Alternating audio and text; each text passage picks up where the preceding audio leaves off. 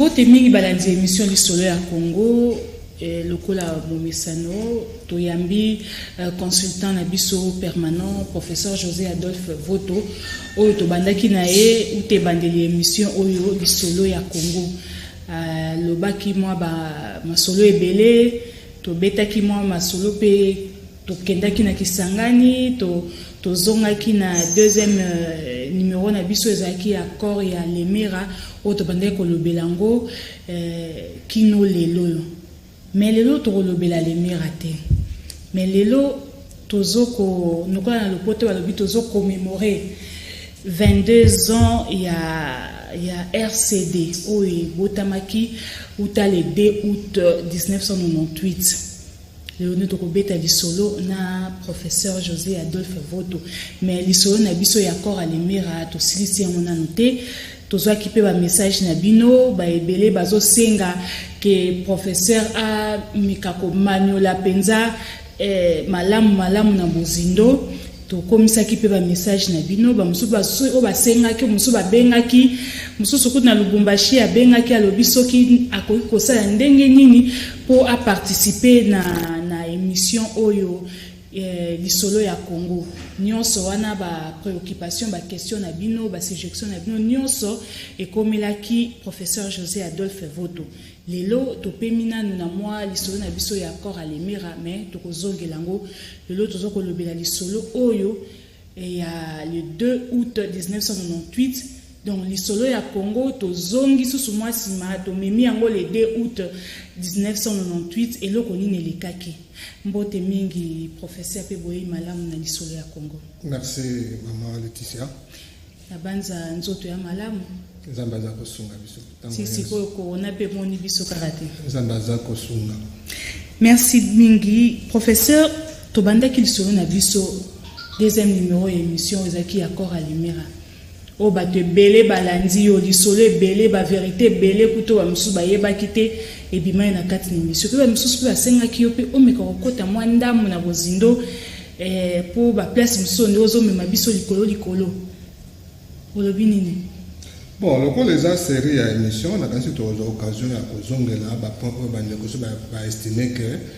il faut on a préciser les choses bien en détail et quand la candidate yo couper ça biso tango to causer là. Merci mingi bosko pona ba yo ba linko participer à l'émission. Bon, on les a ma bongisi na bino ba to koza ko bongisa émission, soit qui peut participer peut-être la vidéo, peut-être la audio, je sais pas.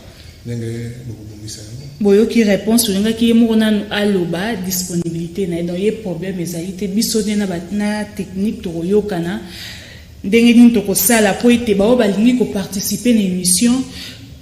ba ya pe moi to tikela moi quelques minutes pour na retourna pe promo mo paya na biso professeur José Adolphe Voto ba question ba moni po na kotuna yi. Professeur, l'autre permis na accord à Lemera. Le 2 août 98. Tozoni na 98, toi en 2020, c'était tozoni na 98. Isoni ni onimobete la biso ya 22 ans RCD au sous. Précision mi balé. Oko kolobate que to permis na Lemera. Pour Lemera na 2 août eza eloko moko. Eza kolandisama.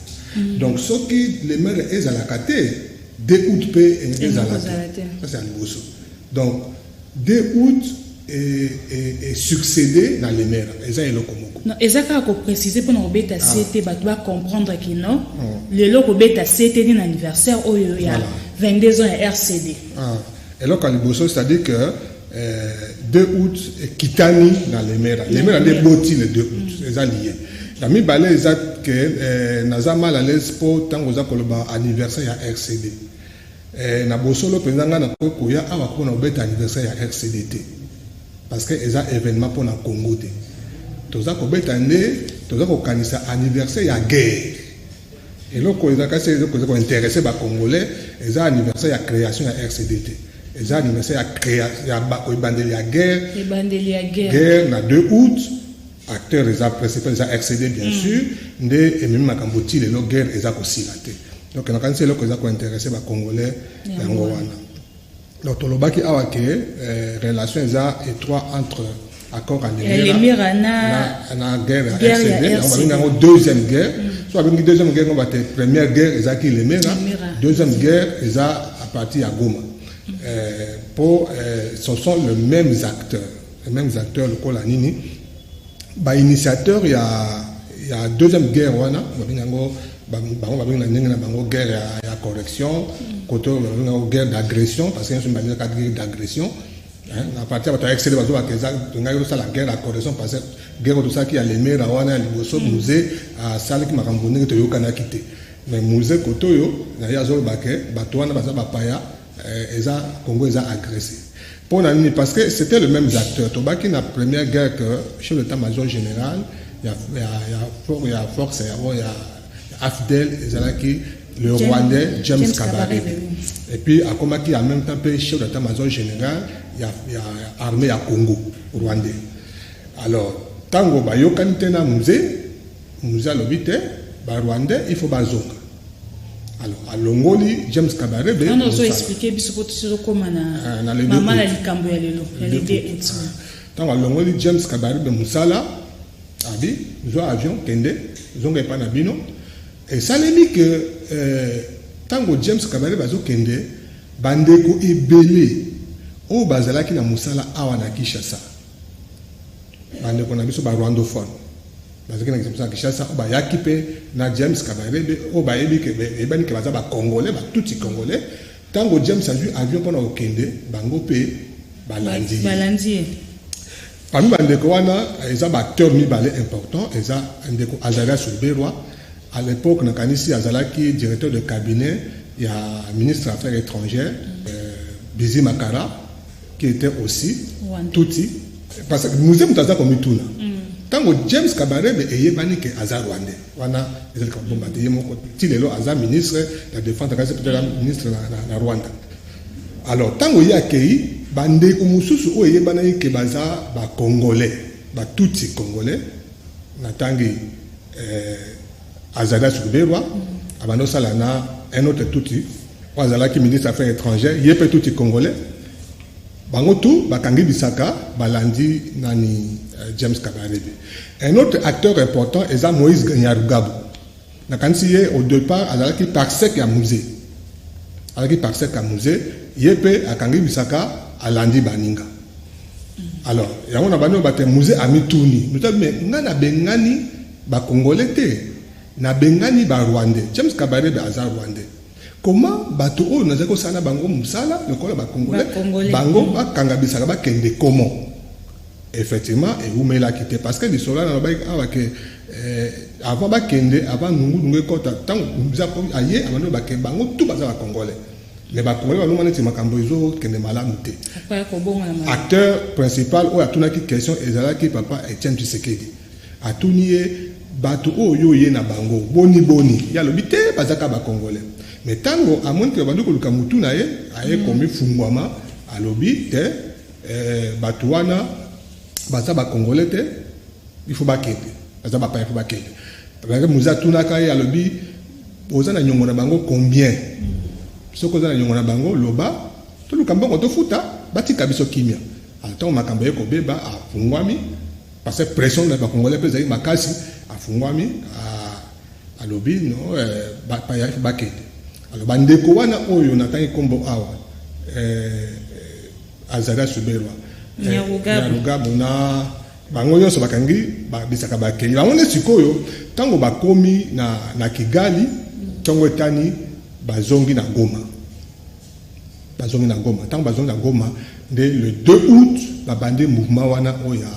RCD. Alors bandeko natangi bakombo pourquoi parce que bango nde bazaki ba initiateur ya projet wana. On va fonder RCD. Tant que Bakei, comme na Kigali, Bazongi Goma, le 2 août, RCD. RCD. Donc,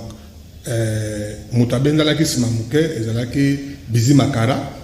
a joué un rôle à l'Ibosote, alors qu'il y a qui s'est dit Mokonzi, Moussa va être collaborateur. Maintenant, comme na Goma, on va être collaborateur, va jouer le devant de la scène, Azara Souberwa, comme président à RCD. Donc, au départ, on va organiser un initiateur. À part Bango, acteur Moussou Yamakasi, ya RCD bayaki na autant on niveau ba acteur bato ba ndaki musana RCD comme tant nous avons que accord à l'Emera donc accord à AFDEL na de 2 août ezaka eloko moko parce que même méthode donc modus operandi au basalaki nango même méthode au ba evolaki ndenge pe RCD ezako na bisako que na AFDEL tant basaki projet na bango bakende ko zwa musée pour batia na mutu à train pour elongi na ye yaza ezomona tena congolais XDP basalaki ndenge moko tango bandi mouvement bengi ba congolais mususu notamment l'un des principaux est là qui professeur Wamba Diawamba azamta ba Congo mutu bataki président mais eye banayi ke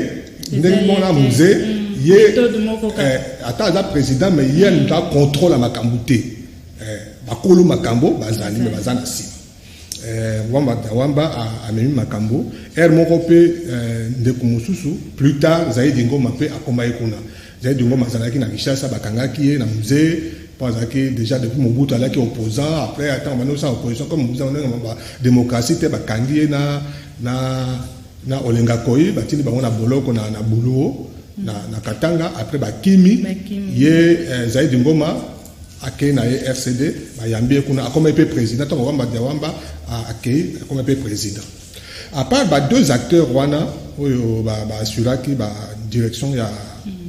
RCD mobutiste ebele o bakende ki na exil comme baloyo kana musete bamona ekeza pe occasion bakende ko soutenir bato babandi kutumba na RCD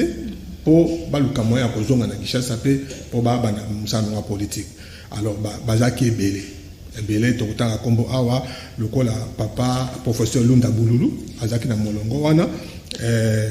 José Endundo Alexis Tambwe Mwamba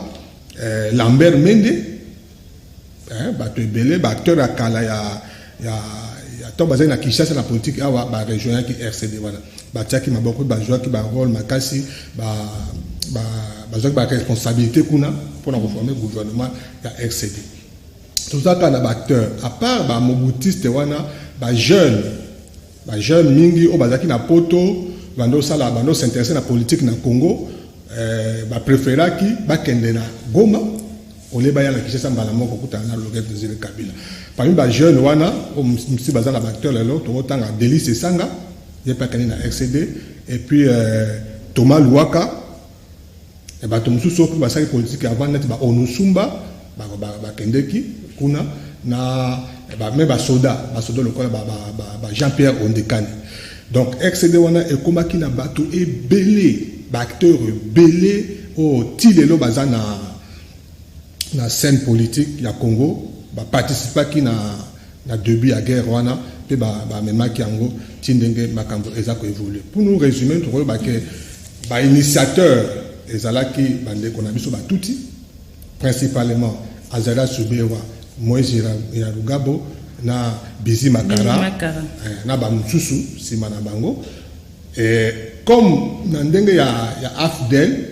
à base na Bango, elle est à Rwanda. Elle est à Rwanda. Donc, commandement militaire, armes, makambo ibele, stratégie, elle est à Ningepe AFDEL, Ezalaki. En fait, RCD est à AFDEL bis. Ezaka AFDEL bis parce que tout acteur nango na ndenge salem ezaka ndenge moko. Professeur Tolandio na bokebi nyonso sikoyo deuxième guerre wana objectif nango méthode ezalaki obemoko neti na o ya AFDEL wana accord ya Lemera siko o na deuxième guerre but na bango ezalaki penza nini? Bon tokolo bana na ndenge na niveau mibale. Na niveau à Liboso, ils ont pour la fondateur RCD. Balobaki en babi, ils ont guerre, il y a correction. Pendant le bac, ndenge tozoaki musée, ndenge toyaki naye, ndenge toyokanaki musée a trahir biso. A sali makambo ndenge toyokanaki. Na lobaki a wata to mamba AFDEL te na bosolo président musée azoaki train en cours. Même si batiaki na mutu à train. Na lobaki pe awa ke makambango ezaki bosolo ezaki na katité ya liboso tango bandi ko tambola babomi malaki bango mine musée Kisasu Ngandu bazaki ba Bantu Deograce Bugera na Masasu Nindanga o balaki Batuti mais na nzela baye koboma Kisasu Ngandu donc musée atikalaki Bantu yemoko avec 2 Tutsi mais musée abana senti kaza na insécurité et puis ba accord on est ba yokanaki tilelo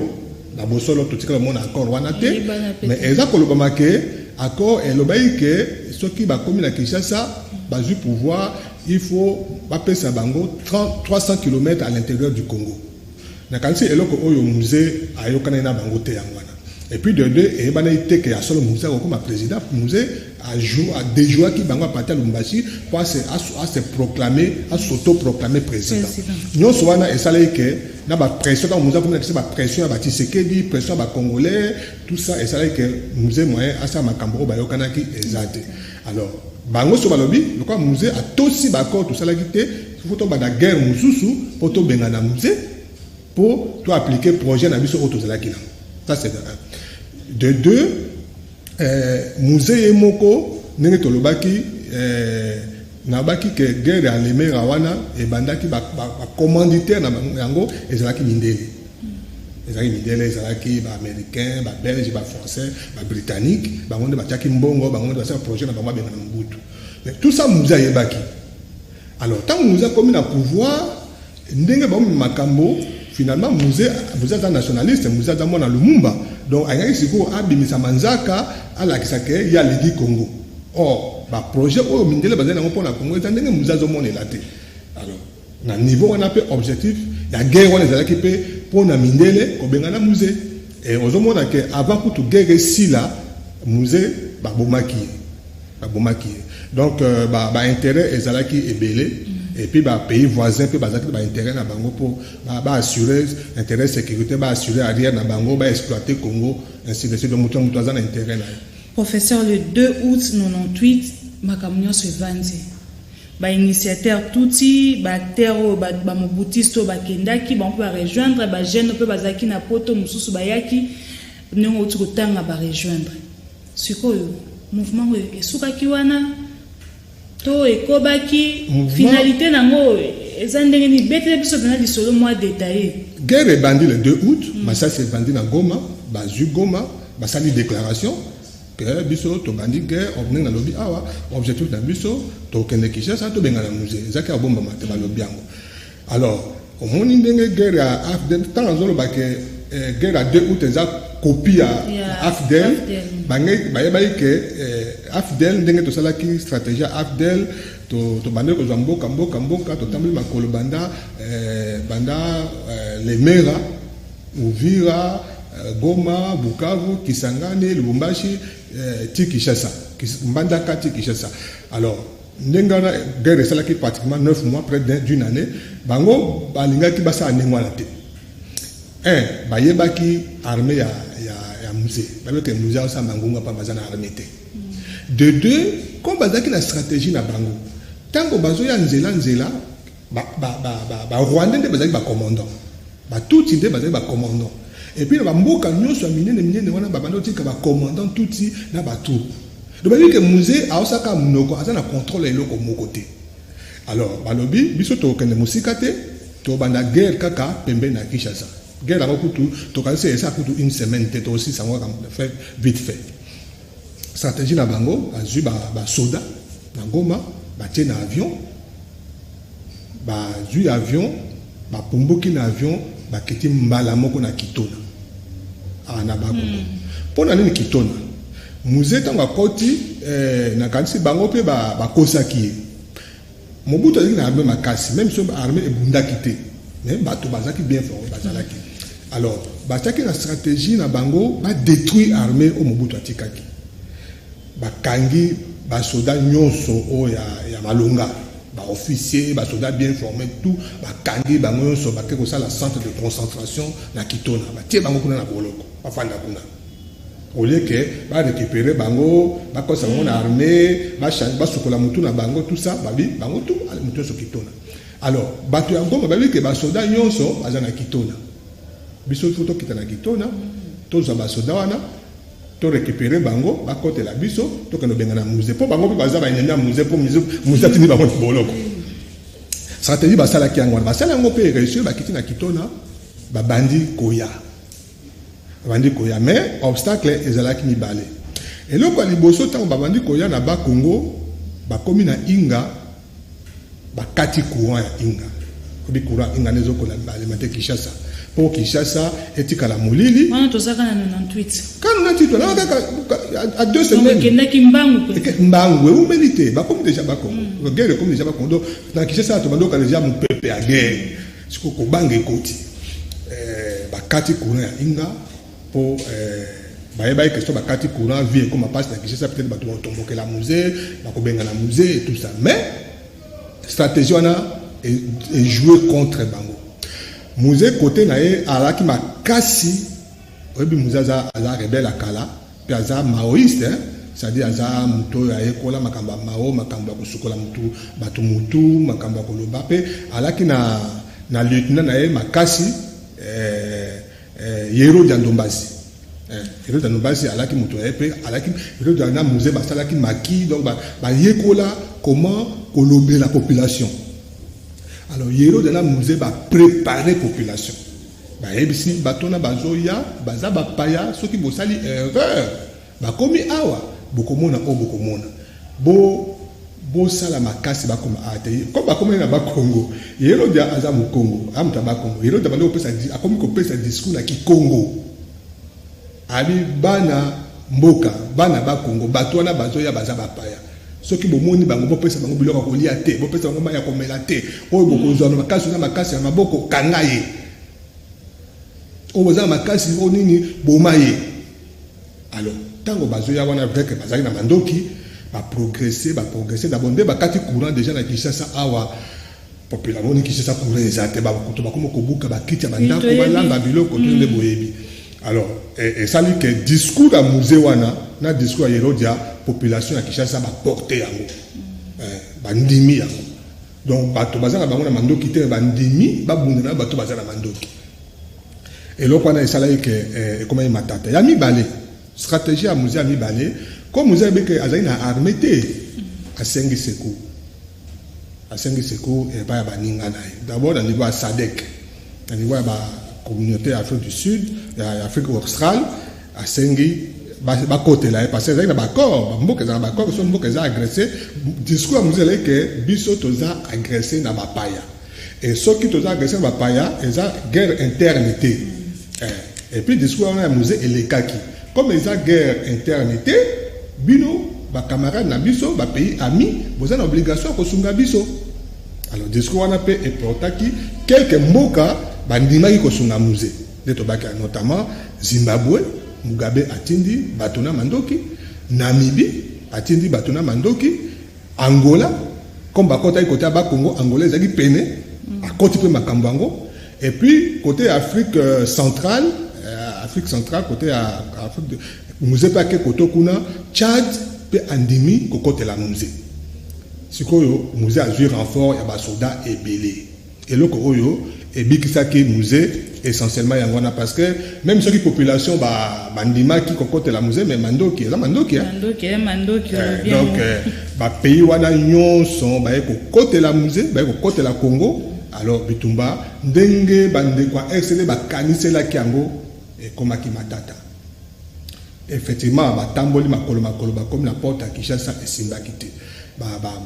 boyebi ndenge bana bakisa bayebi ndenge ba Zimbabwe na ba Namibie ba beti ba mandoki na hélicoptère na côté ba changu kuna bana changu pe ba bimi bando kanga bato ko kotamba makolo banda ba Congo ti Kinshasa ba lembi nzala tout ça ba population ko kanga bango na maboko donc ba komi Kinshasa mais ba ju pouvoir te ba panzani ba kangi ba mususu ba kufi ainsi de suite alors et ça dit que finalement quand ba échoué na plan wana base o etikalaki na Goma parce que la politique ba tika na Goma ba to ça comme ba na ba na Goma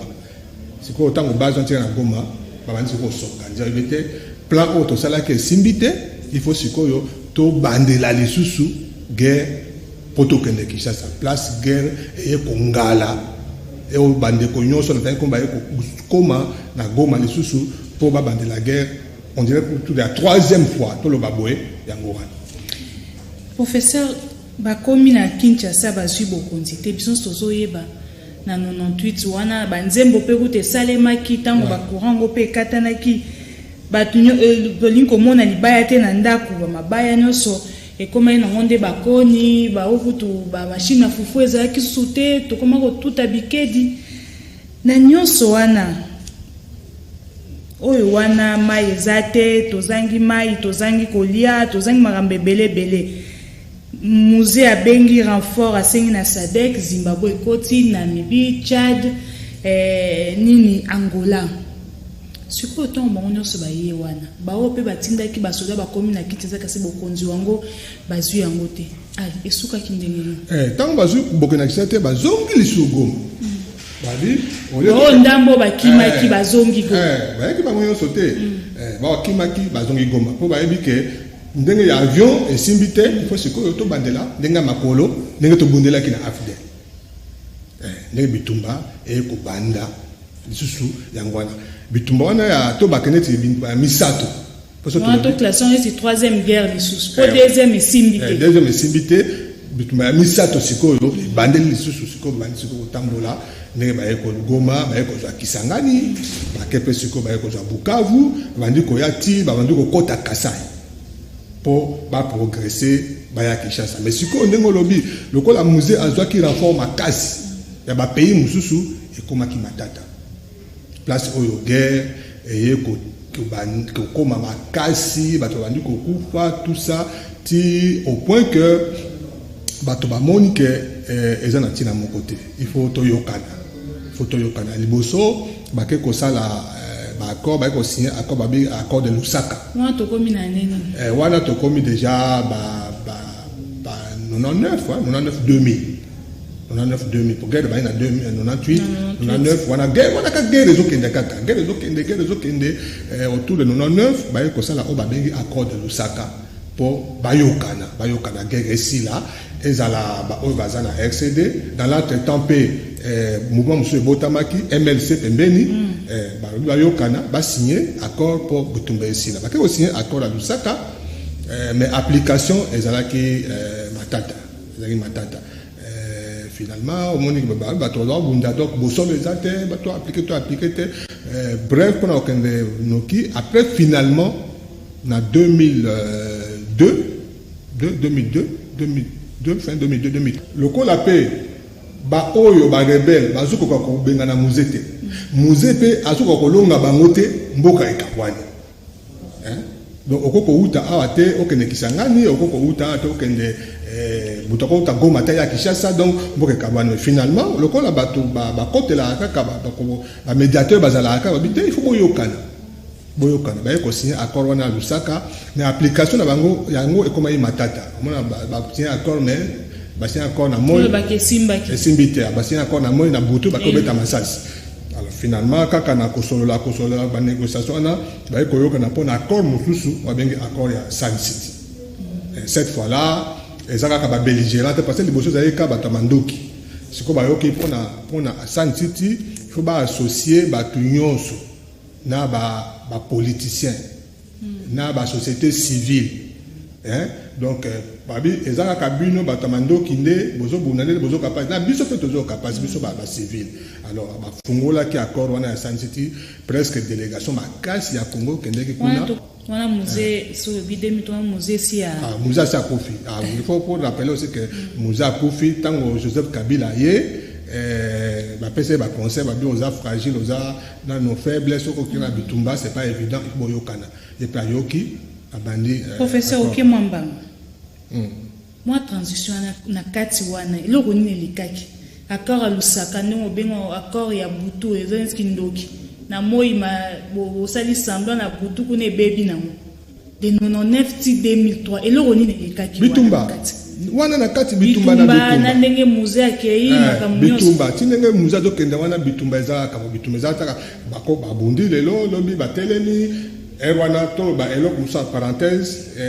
na 99 wana déjà Nations Unies etindi ba observateur abingango MONUC à l'époque MONUC ba observateur baye oui comme MONUSCO observateur baye mission na bango ba pekisa bitumba omoni ba imposer cesser le feu. Donc au début il y a un observateur baye kotala po ba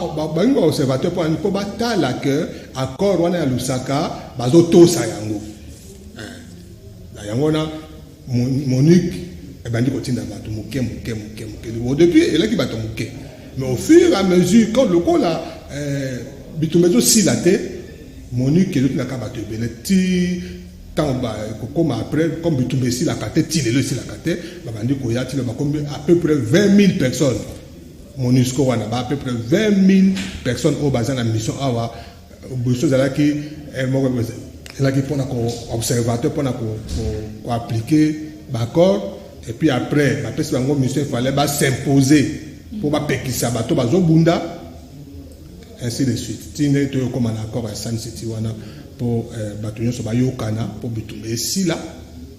ba signer d'accord et après ba former gouvernement place oyo étape importante San City étape importante oyo il fallait guerre ici là pour nanini principe ebele zoamaki ya liboso guerre ici là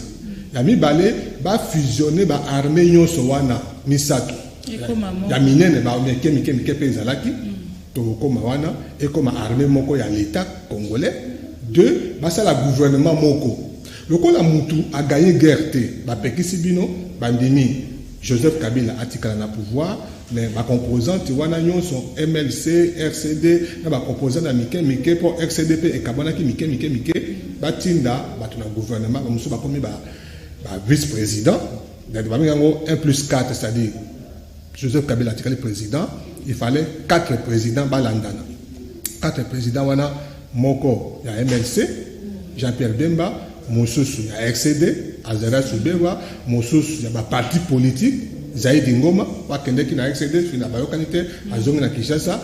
bapesi yango na Zaidi Ngoma il fallait la papa Etienne Tshisekedi mendenge makambo elekana ki finalement bapesi Zaidi Ngoma et puis mosusu 4e vice-président il fallait autant na gouvernement ezalaki nani papa on a tout temps na Kombo Hérodien Dombas 4e vice-président donc moko autant na gouvernement moko na RCD moko na MLC moko na parti politique na wana bitumba en principe il fallait essayer attends accord ya na San City wana peka bitumba silité non bitumba silité malheureusement ndenge bayokani bo il fallait bitumba silité pour nani ndenge na lobaki awa uta e bandela masolo oyo amakambo oyo depuis AFDEL ti tokomi na RCD bosembo ezate ndenge basigné bakor wana RCD avant kutu bazonga na Kinshasa RCD est subi mouvement mibale mouvement liboso eza que RCD sur autre ba scission ezo kabwana RCD e banai na Goma baki ensemble nani bandeko oya batutsi na bandeko mususu oya ya Kinshasa oya kuti bana mudaba ya poto na parenthèse tout fond moi parenthèse bitu wana oye bien ote oyo ya bokabwani na bango komaki biteni bon but na koko ye batte mais na komona boye ezaneti ke ba eza ba intérêt c'est-à-dire que bato mususu bazo se retrouver te obe bazo mona ke makambo ngo ndenge zo kende eza penza yango te. Alors, nous avons bandeko belé bakende kikuna. Parmi bandeko wana on attend kombote eza Roger Lumbala, il a zali na poto, aida mai moto a UDPS, mais allé à poto après yepe akende kikuna. Ndeko mususu Nyamwisi Mbusa Nyamwisi yepe akende kikuna. Tango siko bazo évoluer finalement bango ba préférer ba créer pe mutu na mutu oya RCD. RCD à liboso oye katanaki na ba ke ndeko wamba diawamba mutari président tant ba yokanité parce que pour mes années bazo ba ke mutu za président mais yo moko zomona ke ozana pouvoir frustration et comme kokota siko wamba diawamba ayeko créer RCD na ye abengango RCDK kaneti Congo RCD Congo siko ye azaki na Mbusa Nyamwisi tant que so ba yokanité finalement Mbusa Nyamwisi a vu RCD wana akenango na Ituri na Beni Butembo Ituri a occupé terrain kuna abingango RCD KML K lokola Congo RCD Congo mouvement de libération wana était le mususa RCD et botami kuna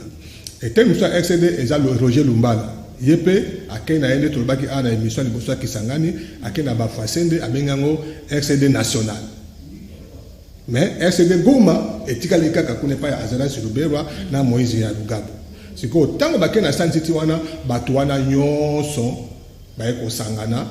baye ko pesa ba soda na bango baye ko participer baninga neti bato bazali ba rébellion ya minene RCD MNC ba vice président bazupe ba ministre bato bazaki ba mouvement ya mike ba ko ba ministre ba Roger Lumbala ba Nyamwisi na bato ebele ba ko ba ministre ainsi de suite. Normalement il fallait bitumba esila mais malgré que RCD et commune à Kinshasa ils ont participé na pouvoir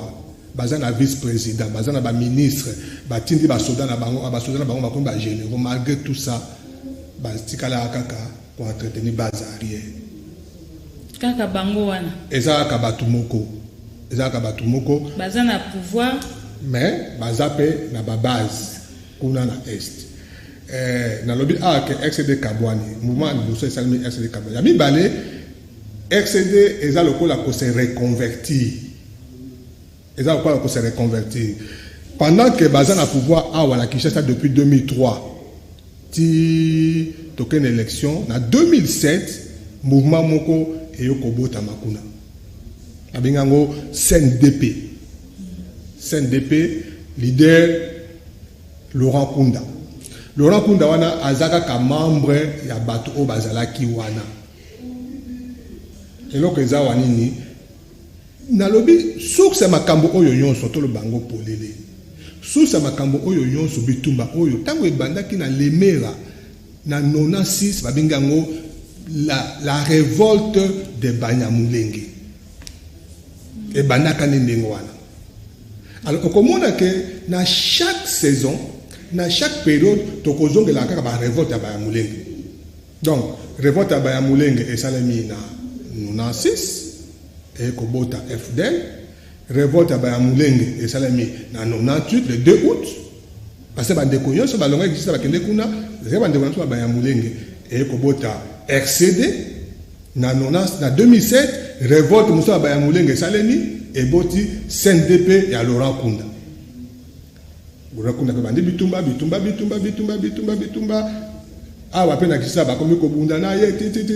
après ba ko yokana ba ko bitumba ba ko tsamandoki to komi na 2012 bitumba mosusu ebandi kaka révolte de Banyamulenge ezo ba forme mosusu ba bengango M23 wana ba changer commandant c'était un autre commandant Babakaza commandant ya FARDC ya Congo commandant Bosco Tangada abandi bitumba na M23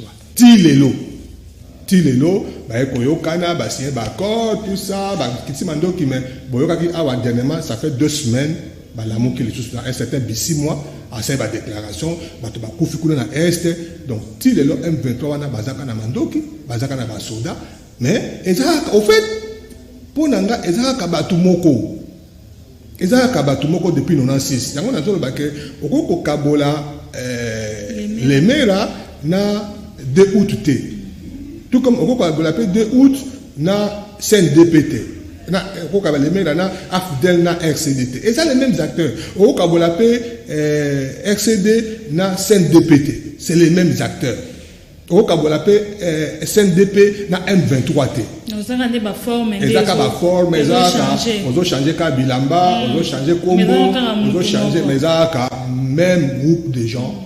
tilelo oyoka kilobi awa ça fait une semaine ba bato na Kipupu kaka même revendication donc eloko wana ekomela biso ngambo bitumba tilelo 24 ans ndengeza ko professeur Yosa scientifique est-ce que bazwaka penza en compte ba revendication ya Banyamulenge wana pour te mettre fin pe na makambango pour ceux qui guerre ceux qui source makambo nyonso eza makambo eza pour na revendication na bon est-ce ba tel côté wana te pour soit ya no ka mascarade mes revendications bako ozango sa compte ndenge nini po bango nde baza na pouvoir lelo pouvoir lelo oyo c'est vrai que toke na élection peut-être des awana mais jusqu'à toke na élection Joseph Kabila muto azaki na pouvoir Joseph Kabila azanani mokitano ya musée mokitano ya AFDEL nous avons même au na AFDEL yami balé tango ba signé accord à Sun City batu nyonso natangi kombo awa bazongi ça ba comment il ba konzi bon sikoyo bazo revendication tendengeni bazu nini na réponse à la revendication na bango donc ndenge bitumbeza ko bandela c'est que mayele mabe ezana kana ba ka sincérité ezate yango na Congo et communauté to comme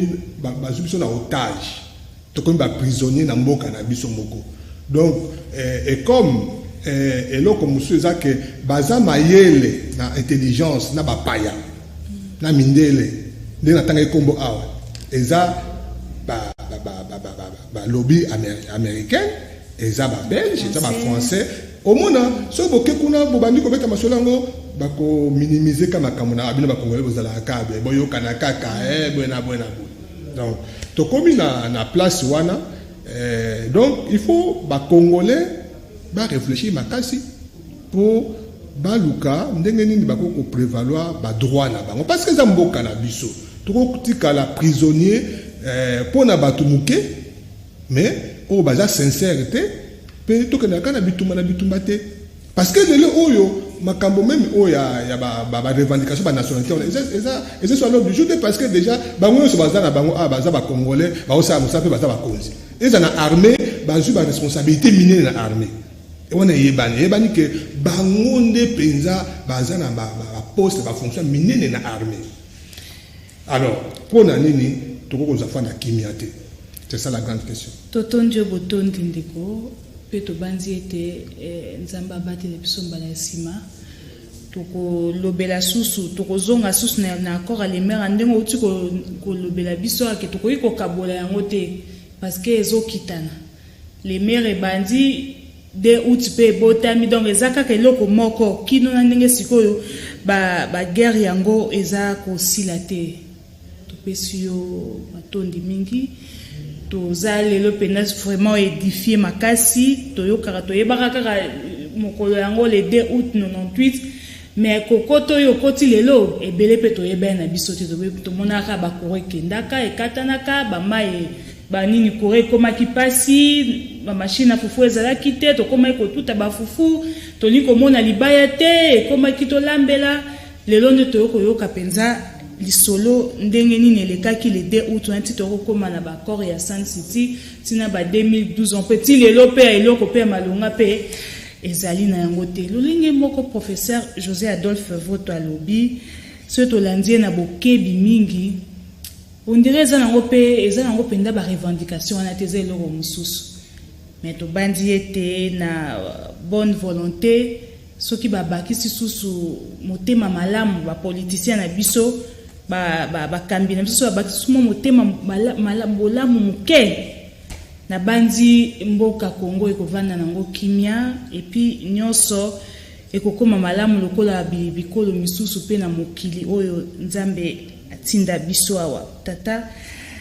professeur Topesio merci na banza samedi et plutôt dimanche prochain tozongi asusu masolo wana ya lemera regard croisé Laurent Désiré Kabila ngazwinga kana yeba bokutani wana ya Kabila na Dr Mukwege esalamaki ndenge ni o soif banyoso bazana ngo peposa ndenge ni osangisi nani musée na Mukwege merci mingi ozongisi biso susu na 98 wana ebele pe na bandako bolimbisa ba pe bazaki choqué ba pe ba perda pe ba famille na bango na mukolo na ne wana 98 ezaka lisolo le passé il faut ka to lobela yango il faut ka to betela yango ba changera lisolo te ba changera histoire te ba changera passé te oui c'est vrai ba mususu bakanisi ebele lelo na bandako na bango mais bolimbisi o ese choqué baninga bakanisi makambo ebele bolimbisa biso professeur Nabandi Tosuki Alelo. Matondi na yope. Allez, on se retrouve le dimanche prochain, même heure, même chaîne, pour continuer l'histoire à Congo. Au revoir.